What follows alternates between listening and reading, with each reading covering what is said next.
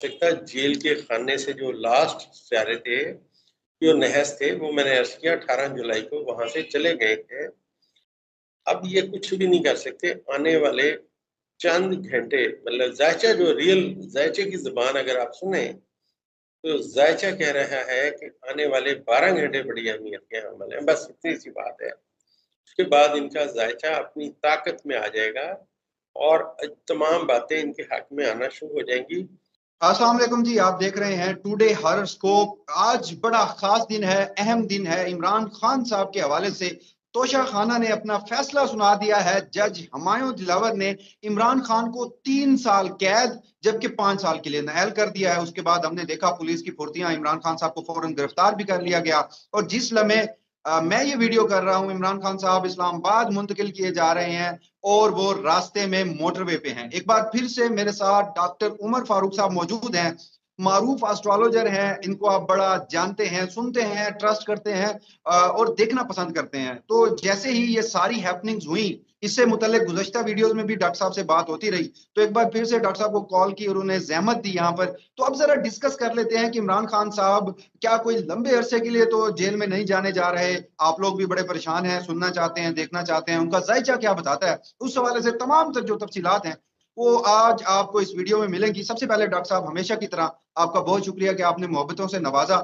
पहला सवाल ही यही है डॉक्टर साहब, इमरान खान साहब गिरफ्तार हो चुके हैं और गुज़श्ता वीडियो में मैं हवाला देता चलूं कि जब भी मैं गिरफ्तारी का सवाल करता था तो आप जायचे के मुताबिक बताते थे कि ठीक है, मुश्किलात उनके ऊपर जरूर हैं, मगर फिलहाल वो गिरफ्तार होने नहीं जा रहे। और फिर हमने देखा कि आज वो गिरफ्तार तो हो गए हैं। आपने उनके जायचे में गिरफ्तारी की मुश्किलात का भी जिक्र किया था। अब इमरान खान साहब का जायचा क्या है? वो क्या कोई लंबे अरसे के लिए तो जेल में नहीं जाना चाह रहे?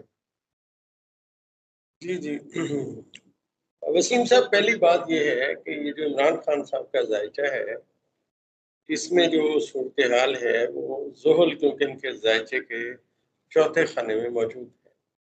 मैंने पहले अर्ज किया था कि मरीख इनके जायचे के 10वें खाने में आएगा और यहाँ सूरत हाल दोनों की नेगेटिव हो, और वो हो चुकी है।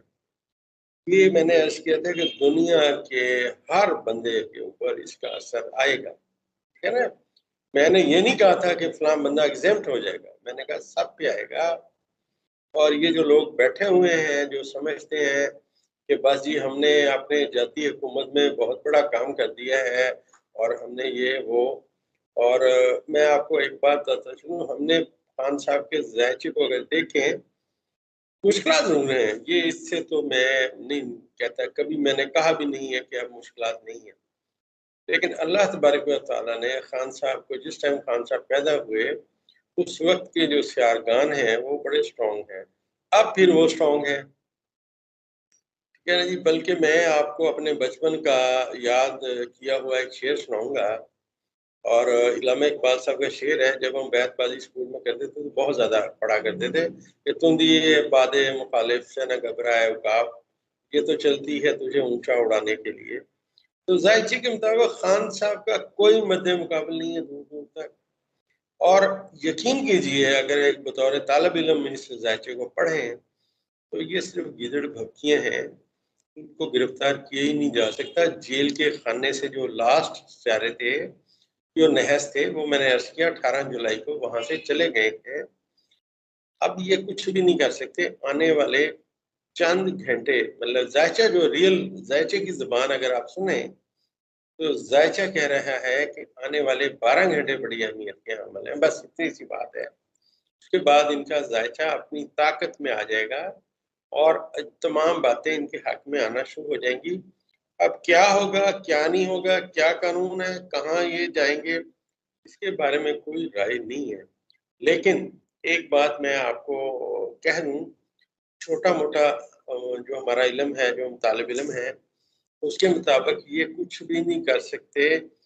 जायचे का कानून ही नहीं है, जायचे का कानून ही नहीं यहाँ अप्लाई कि खान साहब को ये जेल में रख लें या ये नाहल कर दें।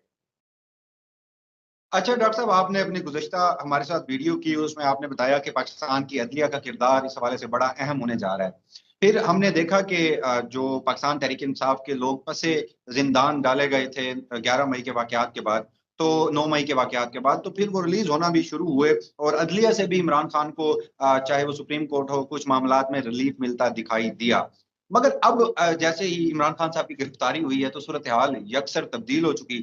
توشہ خانہ میں جج ہمایوں دلاور نے جو فیصلہ دیا، قانونی ماہرین تو اس حوالے سے کہتے ہیں کہ یہ فیصلہ جب بھی اعلیٰ عدالتوں میں چیلنج ہوگا تو دھجیاں اڑا دے گا اور جو ہمایوں دلاور صاحب کا فیصلہ ہے قلعدم ہو جائے گا اور عمران خان صاحب کی نااہلی اور ان کی جو سزا ہے وہ ختم ہو جائے گی. مگر آپ سے میں ذائچے کی روشنی میں جاننا چاہتا ہوں پاکستان کی موجودہ حالات کو سامنے رکھتے ہوئے، کیا آپ کو اب بھی لگتا ہے کہ پاکستان کی عدالتیں اس کنڈیشن میں ہیں کہ پریشر میں آ کر وہ عمران خان کے لیے کوئی سٹینڈ لے سکیں اور انہیں قانونی طور پر بہت جلد کوئی ریلیف ملتا دکھائی دے؟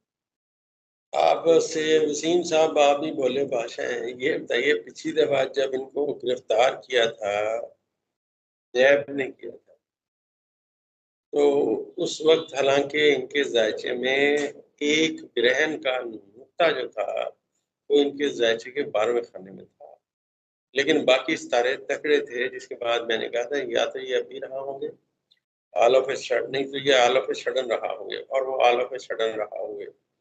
آج اگر آپ اس فیصلے کو آسٹرالوجی کی نیت اس کے دیکھیں تو میں 1001% متفق ہوں آسٹرالوجسٹ کے طالب علم ہونے کی حیثیت سے کہ یہ فیصلہ 1001% دھوکہ دہی اور فراڈ پہ مبنی ہے.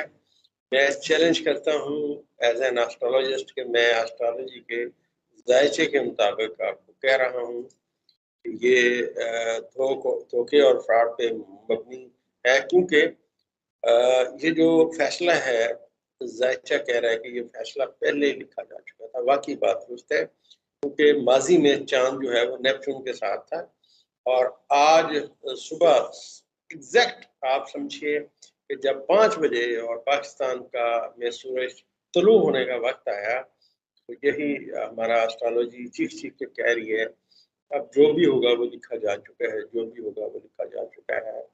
اور یہ دھوکے اور فراڈ پہ مبنی ذائچہ ہے، اور واقعی ہم اس کو سمجھتے ہیں کہ یہ اس کی دھجیاں اڑ جائیں گی، واقعی اڑ جائیں گی، کیونکہ خان صاحب کے ذائچے میں اس وقت جو ٹوٹل شارگان ہیں جو خان صاحب کو بہت زیادہ مطلب سمجھیے کہ طاقت دے رہے ہیں، اس میں شمس، زہرہ، چاند، عطارد اور مریخ یہ سب ستارے آپس میں ناظر ہیں.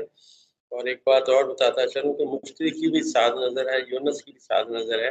تو پورے ذائچے میں صرف ایک ستارہ زحل جو ان کے ذائچے ہے چوتھے خانے میں ریورس ہے. ان بائی برتھ میں نے عرض کیا کہ وہ بہت سٹرونگ تھا. یہ وقتی طور پہ آندھی شاندھی چلی ہے، اس کا ذائچے میں اس کا کوئی اثر آ نہیں رہا، یہ کالا دم قرار دے دیا جائے گا.